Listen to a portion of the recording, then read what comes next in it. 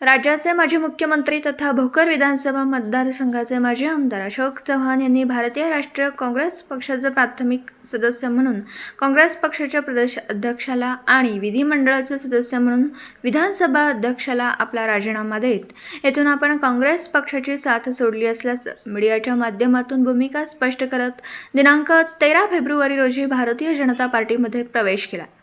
नांदेड जिल्ह्यात माजी मुख्यमंत्री अशोक चव्हाण यांच्या काँग्रेस सोडल्याने काँग्रेस पक्षाचं राजकीय भवितव्य कसं राहणार यावर नांदेड जिल्ह्यात चर्चांना उधाण आलं असताना आज काँग्रेस पक्षाचे जिल्हाध्यक्ष गोविंदराव शिंदे नागेलीकर यांनी आज स्थानिक पत्रकारांनी विचारलेल्या प्रश्नांची उत्तरं देत स्पष्ट केलं।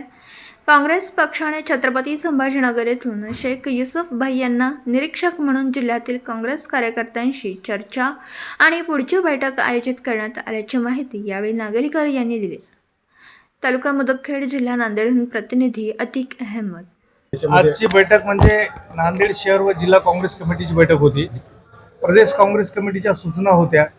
प्रदेश काँग्रेस कमिटीकडून आमच्याकडे शेख युसुफ भाई आमच्या संभाजीनगर येथून निरीक्षक म्हणून आलेले होते आणि आमच्याकडे जिल्ह्यामध्ये परवाला आमचे सर्वांचे नेते अशोकरावजी चव्हाण साहेब या ठिकाणी काँग्रेस पक्ष सोडून त्यांनी भाजपमध्ये प्रवेश केल्याच्या नंतर ही पहिलीच बैठक ही जिल्हा काँग्रेस कमिटीमध्ये या ठिकाणी घेण्यात आली आणि प्रदेश काँग्रेस कमिटीने आपल्या जिल्ह्यातील ज्येष्ठ नेते आदरणीय माजी आमदार आदरणीय ईश्वररावजी भोशीकर साहेब यांची नियुक्ती जिल्हा समन्वयक म्हणून केलेली आहे आणि म्हणून ते सुद्धा या बैठकीला आज प्रमुख मार्गदर्शक म्हणून या बैठकीच्या अध्यक्षस्थानी होते आणि त्यांच्या अध्यक्षतेखाली आजची बैठक सर्व जिल्ह्यातील आमदार माजी आमदार आमच्या फ्रंटनचे सर्व जिल्हाध्यक्ष जिल्ह्यातील सर्व ब्लॉकचे तालुकाध्यक्ष शहर अध्यक्ष आणि शहरातील सर्व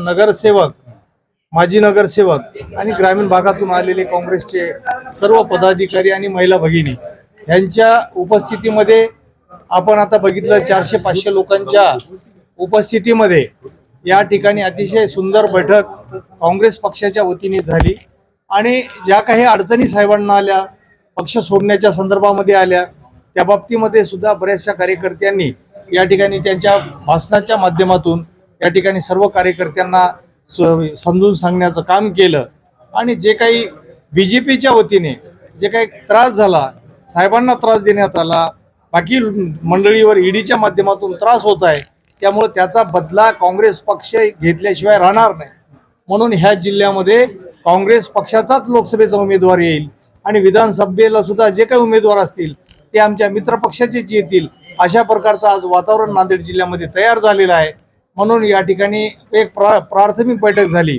आणि ह्याच्यानंतर पुढची बैठक आमच्याकडे AICCचे जे काही मंडळी आणि प्रदेश काँग्रेस कमिटीचे प्रदेश अध्यक्षांच्या मार्गदर्शनाखाली या ठिकाणी प्रदेश काँग्रेस कमिटीकडून काही मंडळी या ठिकाणी नांदेड जिल्ह्यामध्ये ते पाठवणार आहेत आणि 23, 24, 25 या 2-3 दिवसामध्ये त्या तारखेमध्ये आपल्याला या ठिकाणी एक मोठा कार्यक्रम काँग्रेस पक्षाचा विधानसभाने हे कार्यक्रम या ठिकाणी घेण्याचं पक्षाकडून निश्चित झालेलं आहे म्हणून आता 2 दिवस महाबळेश्वरला त्या ठिकाणी पक्षाचं एक अतिशय लोणवळ्याला अतिशय महत्त्वाचं शिबिर काँग्रेस पक्षाचं उद्याला आणि परवाला 2 दिवस आहे म्हणून हे 2 दिवस झाल्याच्या नंतर जे काही ध्येय धोरण आहेत पक्षाची नीती आहे राजकीय नीती आहे त्या बाबतीतला निर्णय या 2 दिवसाच्या शिबिराच्या नंतर या ठिकाणी घेण्यात येईल जी काही माहिती आम्हाला मिळेल ती माहिती आपल्या माध्यमापर्यंत पोहोचवण्याचं काम मी माझ्या माध्यमातून करेल। धन्यवाद। अशोक चव्हाणांनी पक्ष सोडल्यानंतर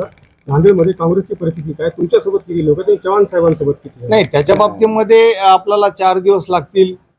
आमची जी मोठी बैठक आहे जे आपल्याला म्हणतो की प्रदेश काँग्रेस कमिटी AICC कडून जी बैठक आम्ही जिल्ह्यामध्ये काँग्रेसचा मोठा कार्यक्रम घेणार आहोत त्या बैठकीच्या माध्यमातून आपल्याला समजेलच कारण प्रत्येक तालुक्यातून आम्ही कार्यकर्त्यांना बोलवणार आहोत प्रत्येक तालुक्याला कार्यकर्त्यांना आमचा जो कोणी तालुका अध्यक्ष असेल किंवा आमच्या संघटनेमध्ये काँग्रेस पक्षाचा आतापर्यंत काम केलेला कार्यकर्ता असेल आमदार आहेत माजी आमदार आहेत पक्ष संघटनेचे ज्येष्ठ कार्यकर्ते आहेत युवक काँग्रेसचे कार्यकर्ते आहेत NSUIचे कार्यकर्ते आहेत फार मोठी फळी या ठिकाणी अशोकरावजी चव्हाण साहेबांच्या माध्यमातून शंकररावजी चव्हाण साहेबांपासून या ठिकाणी काँग्रेसमय वातावरण या जिल्ह्यामध्ये आहे आणि ते टिकून ठेवण्याची जबाबदारी आमच्यावर असल्यामुळं निश्चित प्रमाणामध्ये या जिल्ह्यामध्ये काँग्रेसमय वातावरण राहील. आमदार जे आहेत आपले, त्या 3 आमदारांची काय भूमिका आहे आणि आजच्या बैठकीत कोण कोण उपस्थित होतं? नाही, आजच्या बैठकीमध्ये आपण ऐकलं असेल की या ठिकाणी 4 माजी आमदार होते या ठिकाणी.